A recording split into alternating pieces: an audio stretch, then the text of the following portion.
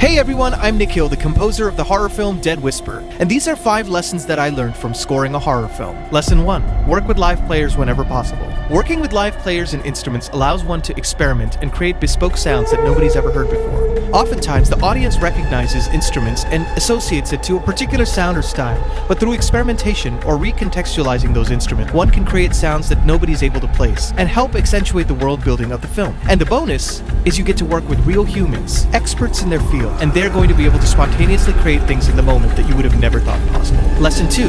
Get the themes or the sound palette right from the very beginning. Oftentimes this is the most difficult and time-intensive step because you're working closely with the filmmaker to create a sonic world from scratch. A world that you can draw from, which creates the connective tissue that makes up the score of the film and accentuates the themes and the characters. Bonus tip? Work in the same room with the filmmaker, try out ideas in real time, because you never know what you'll come up with together. Lesson 3. Search for non-obvious choices or sounds whenever possible. Jump scares are all well and good and are a staple of the horror genre, but they're often low-hanging fruit, and the audience is used to hearing. However, the unpredictability of the sound can be instrumental, pun intended, towards creating that jump scare. In the score for Dead Whisper, we used all sorts of non-obvious choices to try to exemplify that world building and create a sense of unpredictability and dread. Whether it be traditional Thai bamboo instrument,